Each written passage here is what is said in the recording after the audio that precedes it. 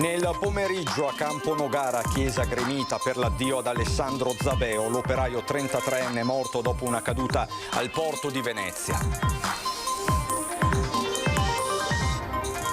Inflazione record, caro bollette, il ministro Giorgetti oggi al Salone Nautico di Venezia conferma le priorità del governo, sostenere il potere d'acquisto delle famiglie e poi la critica ai bonus, sono troppi. Al via Venezia da 2 giorni con i vari ministri dell'interno per parlare di flussi migratori del Mediterraneo, l'onorevole veneziano Pellicani, l'Europa deve esserci. Sentenza della Cassazione destinata a diventare storica, i limiti di velocità disposti nei canali lagunari, non si può applicare la tolleranza di 5 km orari prevista dal codice della strada.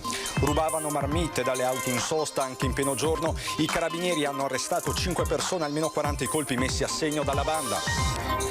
Visita a Venezia del commissario europeo Smith per promuovere il valore del percorso fatto in Veneto con il Fondo Sociale Europeo. Dal 2014 al 2020 390.000 persone raggiunte. Interviste esclusiva al direttore della mostra del cinema Barbera. Quest'anno sarà un festival senza restrizioni, torna la capienza delle sale al 100% e passerella dei divi visibile al pubblico. Bentrovati, buonasera telespettatrici, telespettatori di Antenna 3. In primo piano per questa edizione veneziana dei nostri telegiornali l'ultimo saluto di Campo Nogara ad Alessandro Zabeo, il giovane uomo 33 anni appena morto il 23 maggio scorso a Porto Marghera.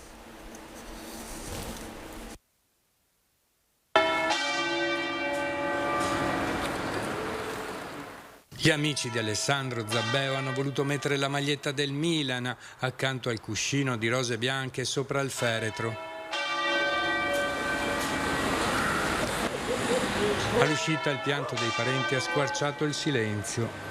Non c'è consolazione per la perdita di Alessandro, morto lunedì 23 maggio a 34 anni sul posto di lavoro a Porto Marghera a seguito della caduta da un castelletto a 3 metri di altezza. Il 34enne aveva salutato i genitori prima di andare a lavorare, ma non è più tornato. I suoi cari non hanno nemmeno potuto accompagnarlo negli ultimi momenti.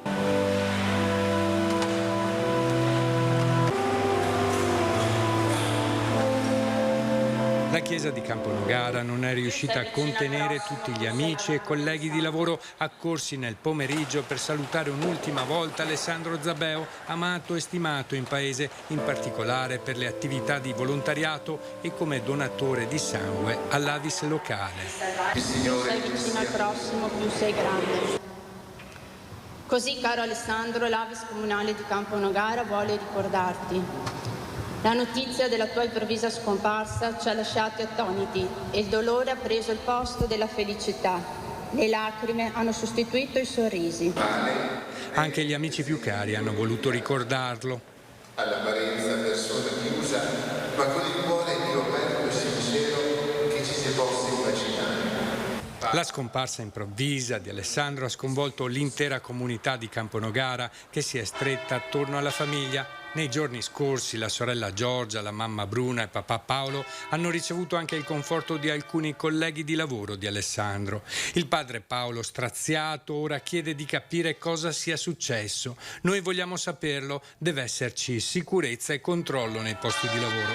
La salma di Alessandro è stata portata al cimitero di Campo Nogara.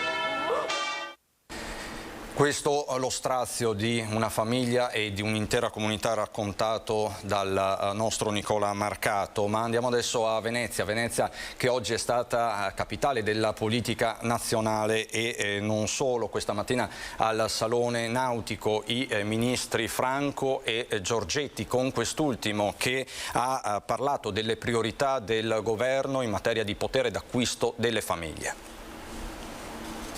Prima di tassare bisogna vedere di risparmiare eventualmente dalle spese superflue o che non esattamente sono utili. E quindi un ragionamento da fare però sicuramente, perché restituire il potere d'acquisto ai pensionati e ai lavoratori è qualcosa che il governo ovviamente è in agenda. Preservare e rilanciare la capacità di spesa delle famiglie, strette tra caro bolletta e inflazione record. Il ministro allo sviluppo economico Giancarlo Giorgetti a Venezia per il Salone Nautico conferma quella che è la priorità del governo, rappresentato in giornata con una presenza silenziosa anche dal super ministro all'economia, il bellunese Franco. Prima quindi c'è da tagliare cosa Giorgetti lo indica espressamente. C'è una pletora di bonus che forse andrebbero un po' disboscati, usiamo questo termine qua, valutando quelli che sono effettivamente utili e quelli che non lo sono. Resta poi il tema degli stipendi fermi mentre i prezzi al consumo galoppano. Attenzione però, dice Giorgetti, a non innescare pericolosi effetti domino. Quando si parla di riduzione del cuneo fiscale si fa riferimento esattamente a questo. Bisogna stare molto attenti a non far ripartire una spirale inflazionistica che sarebbe devastante. Abbiamo già conosciuto questi fenomeni negli anni 70-80, dobbiamo evitare di ripetere gli errori. Già i salari, con il record negativo segnato proprio dal Veneto sulla base di un recente studio dell'INPS. 21.500 euro la retribuzione lorda pro capite media l'anno, migliaia di euro in meno rispetto ad altri territori. Un dato per certi versi eclatante che si potrebbe in parte spiegare con il ricorso al nero e che sta infiammando il dibattito. Su questo interviene lo stesso presidente Zaia chiedendo una valutazione che vada al di là dei singoli numeri. Bisognerebbe vederli perché è come quando si parla di dati della sanità, si guardano delle statistiche. Io che ho fatto statistica all'università mi hanno insegnato, il mio professore diceva sempre: gli italiani mangiano mediamente un pollo all'anno, poi c'è chi ne mangia 10 e chi non lo vede mai. Numeri che parlano, stando anche all'ultimo report della Fondazione Nord-Est, di un Veneto meno attrattivo per i giovani di quanto siano Lombardia ed Emilia-Romagna. Io vedo i dati, abbiamo un PIL di 180 miliardi di euro, ovviamente gli stipendi devono essere adeguati poi al costo della vita, questo è poco ma sicuro. E voglio solo ricordare a chi dice queste cose che in questa regione unica in Italia non si paga l'addizionale IRPEF, quindi non preleviamo dalle tasche dei veneti 1.179 milioni di euro all'anno e questo accade da 12 anni. Dobbiamo lavorare assieme, è un percorso che dobbiamo continuare a fare, ad esempio adesso c'è questa grande operazione anche con Univeneto e quindi con l'università, ma dire che Veneto non è attrattivo vuol dire non conoscere i dati. Dicevamo Venezia, capitale della politica nazionale e non solo, perché proprio oggi è iniziato il summit che ha portato in Laguna e che porterà in Laguna i ministri dell'interno del Mediterraneo. Sul tavolo c'è la questione migratoria. I numeri degli sbarchi in Italia sono aumentati del 30% ad aprile e maggio e l'estate non farà differenze. A Venezia è iniziata la 2 giorni con i ministri dell'interno dei paesi del Mediterraneo, proprio per chiedere all'Europa di estendere ai flussi del Mediterraneo il patto di solidarietà applicato ai profughi ucraini.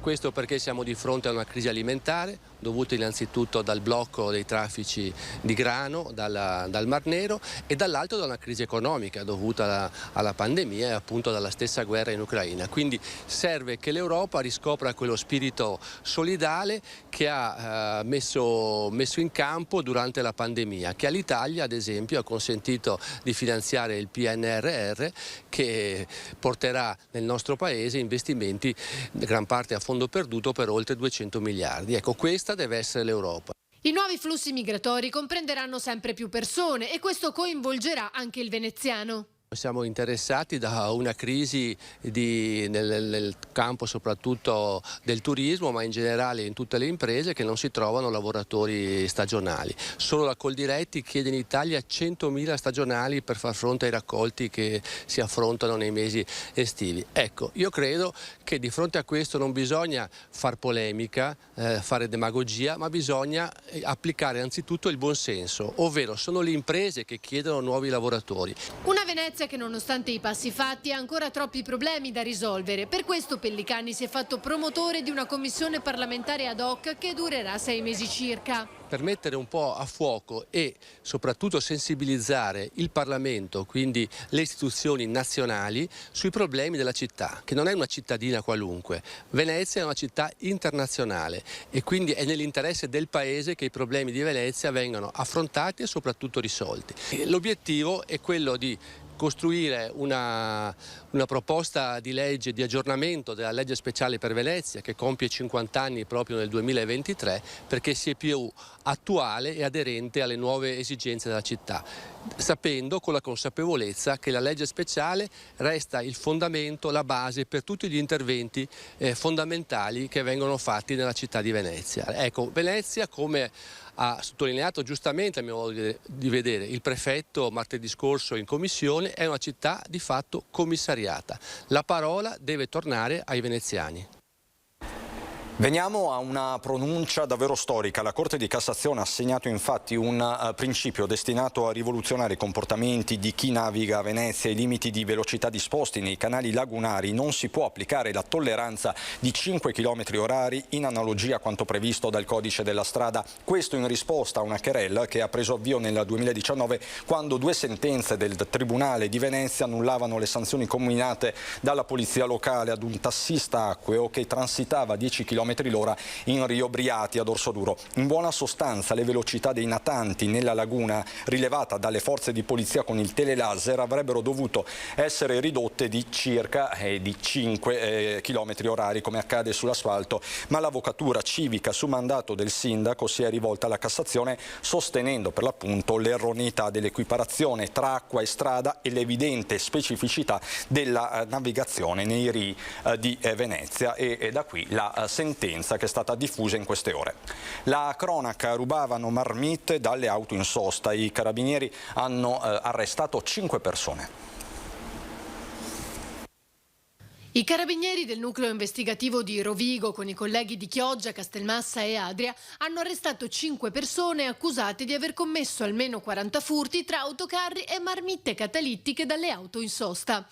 I presunti ladri risiedono tra le province di Rovigo e Venezia, ma il loro raggio d'azione era più ampio, da Padova a Ferrara e Bologna. L'indagine è iniziata lo scorso agosto dopo 2 denunce di furto di furgoni. Gli investigatori sono riusciti a individuare i presunti responsabili e ricostruire decine di altri episodi. Si è scoperto che dopo un iniziale interessamento nei confronti di mezzi pesanti, la banda si era concentrata sui tubi di scappamento, pezzi relativamente facili da asportare ma soprattutto facilmente rivendibili sul mercato nero. Sarebbero riusciti a colpire anche di giorno e in luoghi frequentati come i parcheggi di centri commerciali o supermercati. Agivano in 5-7 minuti. Dei 5 arrestati, 4 sono stati portati in carcere, il quinto, una donna, ai domiciliari. Sempre per la cronaca, nuova operazione per il decoro della zona di Rialto sui bazar, altri 20 verbali staccati dalla polizia locale per un totale di 15.000 euro di sanzioni. Polizia locale ancora a Rialto, l'operazione a Ruga degli Oresi, dove gli agenti del nucleo attività produttive del centro storico hanno riscontrato una serie di irregolarità nell'esposizione della merce, in violazione al regolamento sul decoro. Articoli esposti appesi in modo non conforme, poggiati a terra oppure oltre i limiti concessi al suolo pubblico. 15.000 euro in tutto, le sanzioni amministrative elevate, 20 i verbali di contestazione compilati. Si tratta del secondo intervento negli ultimi 10 giorni.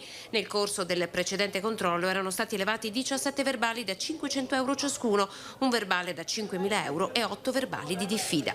Allo stato odierno, si legge in una nota del comando di polizia locale, nessun punto vendita risulta più ulteriormente diffidabile.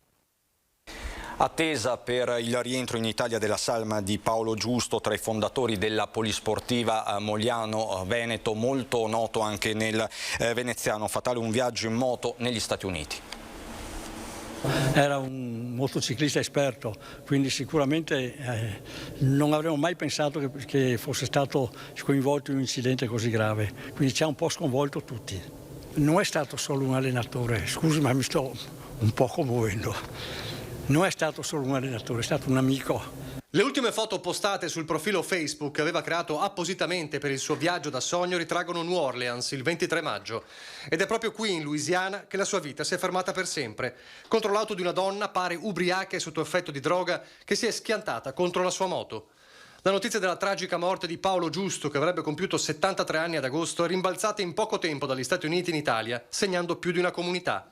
Da qualche anno si era trasferito a Sanremo per stare vicino alla figlia e ai 3 nipotini, ma le sue radici erano qui. Non solo a Mestre, dove per 30 anni è stato professore di educazione fisica al liceo Giordano Bruno e allenatore del CUS Venezia, soprattutto a Mogliano, dove è stato uno dei fondatori della polisportiva e storico allenatore della squadra di volley femminile, lanciata a importantissimi traguardi nazionali nel corso degli anni, con scudetti juniores a ripetizione. Un nuovo lutto che colpisce la società dopo la scomparsa nel 2021 per Covid dell'altro grande nome della pallavolo moglianese, Renato Semenzato. Lui e Renato Semenzato, che erano i nostri due allenatori, hanno cominciato con la polisportiva e l'hanno portata a livelli veramente eccezionali. E non è facile trovare degli allenatori che restano qua con noi 20 anni consecutivi, va bene, ad allenare. Quello che faceva Renato faceva Paolone, quello che faceva Paolone faceva Renato. E di conseguenza questa cosa proprio non ci voleva. Hanno insegnato molto e allenatori che lavorano col cuore, non aspettando lo stipendio alla fine del mese, non se ne trovano tanti. La passione per lo sport, per le moto e per gli USA. Paolone, come tutti lo chiamavano per la sua mole, aveva già percorso la mitica Route 66, il coast to coast da Atlantico a Pacifico. E quest'anno, con l'amico Paolo Bellemo, aveva deciso per una seconda avventura negli Stati Uniti. La pagina Facebook Sogno Americano parte seconda era un vero e proprio diario di immagini, foto e video dei paesaggi del viaggio, fino alla notte tra mercoledì e giovedì a New Orleans. Ora si attende di capire quando la salma potrà rientrare in Italia. Abbiamo già pensato di fare un memorial, va bene, di una certa importanza, perché erano allenatori che erano anche conosciuti non soltanto a Mogliano, ma in tutto il Veneto e direi anche in tutta Italia, perché tantissime volte ci siamo scontrati a livello nazionale in finali. Cercheremo di fare un memorial che li ricordi veramente per quello che questi due allenatori sono stati.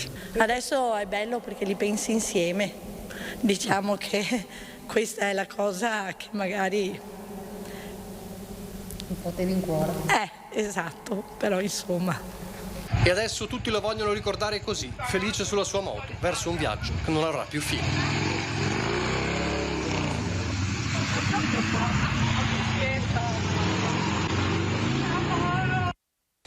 Oggi a Venezia importante incontro sulla formazione e sul lavoro, vediamo. Grazie. Guarderemo molto alle persone che sono più fragili per l'entrata nel mondo del lavoro, quindi agli over 30 e soprattutto i giovani verso apprendistato di terzo livello, ITS e formazione professionale. C'è una stretta collaborazione con la Regione Veneto, i fondi stanno venendo spesi egregiamente, come si vede da questo esempio. L'Europa investe sulle persone e lo fa attraverso il Fondo Sociale Europeo. Come vengono spesi questi soldi? Oggi è stato il momento di mettere tutto nero su bianco davanti al commissario europeo per l'occupazione e l'integrazione Nicola Schmidt in visita istituzionale a Venezia. Ad accoglierlo la splendida cornice di Palazzo Mocenigo, sede regionale della Guardia di Finanza, dove è attivo un cantiere didattico. Sono competenze giuste, ha detto Schmidt, a dare le giuste opportunità e a dimostrare la bontà degli investimenti sulla formazione con il POR FSE. Alla fine saranno i numeri: 764 milioni a disposizione, 892 quelli realmente investiti, oltre 10.200 i progetti che hanno raggiunto 400.000 persone.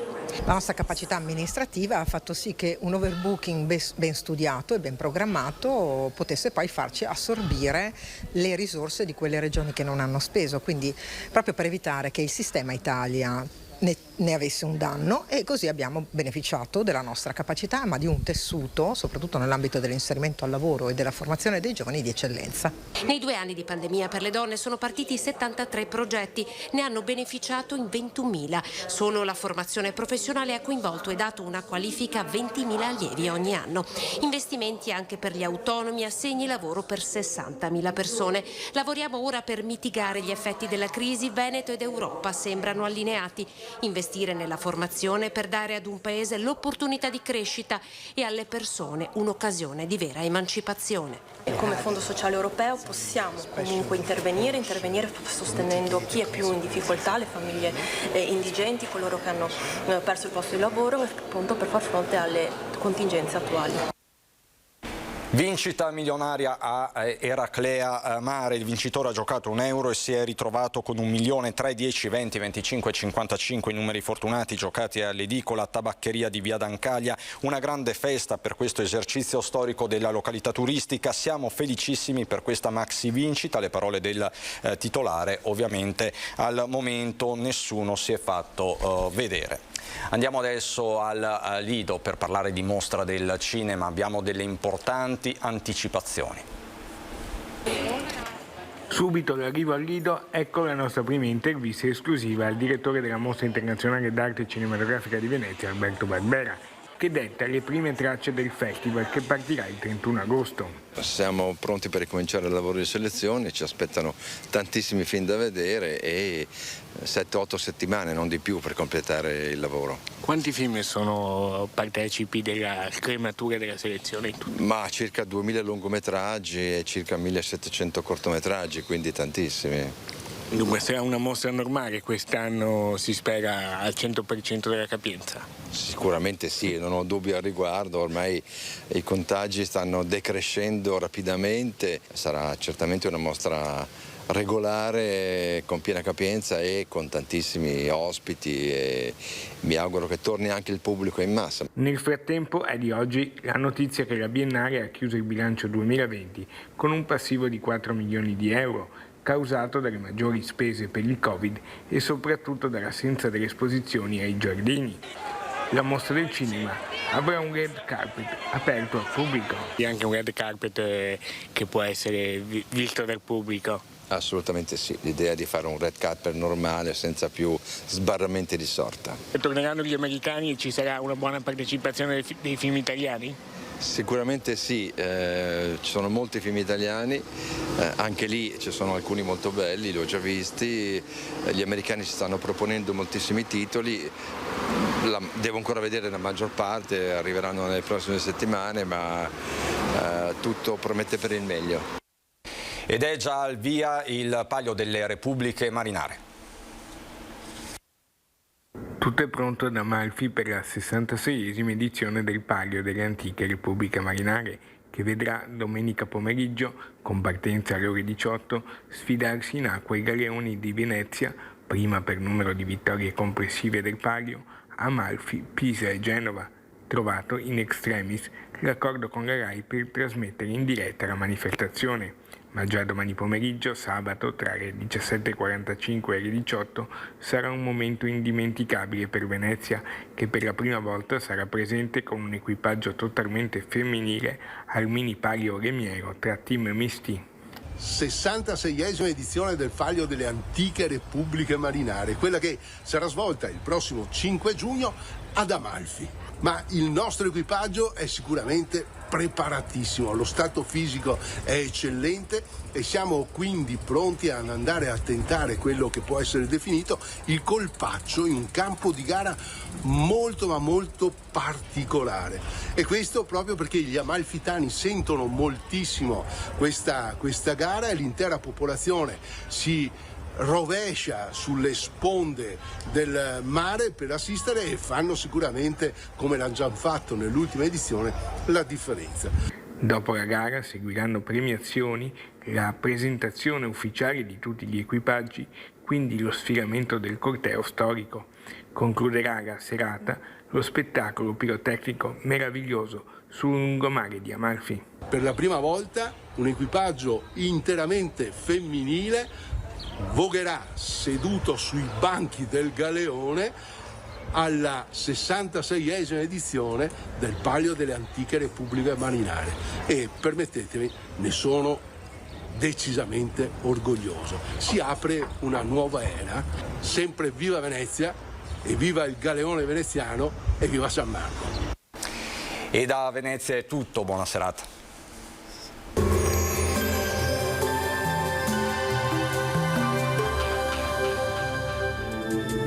Benvenuti al Meteo. È ancora l'anticiclone che comanda l'andamento del tempo sul nostro territorio. Vediamo insieme il dettaglio di sabato 4 giugno. Sul Veneto tanto sole ovunque, il cielo si presenterà sereno e sgombro da nubi, come vediamo. Qualche addensamento, soprattutto in prossimità dei rilievi, ma in genere senza conseguenze.